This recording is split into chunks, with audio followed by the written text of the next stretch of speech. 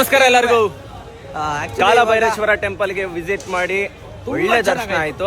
ಬೆಳಗ್ಗೆ ಹುಣ್ಣಿಮೆ ದಿವಸ ನಮಗೆ ಕಾಶಿ ವಿಶ್ವನಾಥನ ದರ್ಶನ ಹೆಂಗಾಯ್ತು ಅದಕ್ಕೂ ತುಂಬ ಚೆನ್ನಾಗಿ ಕಾಲಭೈರೇಶ್ವರನ ದರ್ಶನನೂ ಆಯಿತು.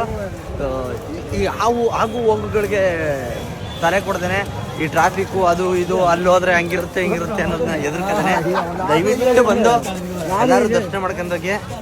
ಆ ಟ್ರಾಫಿಕ್ ಇರ್ತದೆ, ಜಾಮ್ ಇರ್ತದೆ, ಅದು ಇದು ಎದುರಿಸ್ತಾರೆ.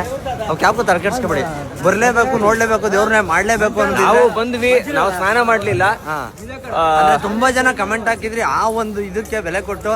ಯಾಕೆಂದ್ರೆ ನಮಗೂ ಗೊತ್ತಿಲ್ಲ ಫಸ್ಟ್ ಅಲ್ಲಿಗೆ ಬರಬೇಕು ಮತ್ತೆ ಇಲ್ಲಿಗೆ ಬರಬೇಕು ಅಂತ ಅನ್ನೋದು. ಅಂದ್ರೆ ಕಾಶಿಗೆ ಹೋಗಿ ಆಮೇಲೆ ಅಲ್ಲಿಗೆ ಹೋಗಿ ಅಂತ ಹೇಳಿದ್ರೆ ಅದನ್ನ ಇದು ಮಾಡಬಾರ್ದು ಅಂತಂದ ನಾವು ಸ್ನಾನ ಮಾಡಲಿಲ್ಲ.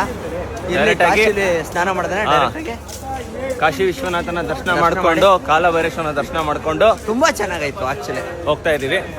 ಸೊ ತುಂಬಾ ಚೆನ್ನಾಗಿತ್ತು. ಪ್ರತಿ ಒಂದು ದೇವ್ರತವೇ ಸರ್ವೇ ಜನ ಸುಖಿದೋ ಭವತ್ತು ಅಂತ ಎಲ್ಲರಿಗೂ ಕೇಳಿದೀವಿ ಹೊರತು ನಮ್ಮೊಬ್ರಿಗೆ ಕೇಳ್ಕೊಂಡು. ಅದರಲ್ಲಿ ಇವತ್ತು 12ನೇ ತಾರೀಕು ಹುಣ್ಣಿಮೆ ದಿನ. ಹೌದು, ನಮಗೆ ಮೊದಲನೇ ಪೂಜೆನೆ ಸಿಕ್ತು. ಹೌದು, ಬೆಳಗ್ಗೆ ತುಂಬಾ ಚೆನ್ನಾಗಿತ್ತು. ಇನ್ನು ನೆಕ್ಸ್ಟ್ ಅಪ್ಡೇಟ್ಗಳು ಬರಬೇಕು ಅಂತಿರೋರು ಖಂಡಿತವಾಗ್ಲೂ ಬನ್ನಿ, ಮಿಸ್ ಮಾಡ್ಕೊಳ್ಳೇಬೇಡಿ. ನೋಡಿ ಇನ್ ತುಂಬಾ ಕಮ್ಮಿ ದಿನ ಇರೋದು, ಇನ್ನೊಂದು 10-12 ದಿನ ಇರ್ಬೇಕಿದ್ರೆ.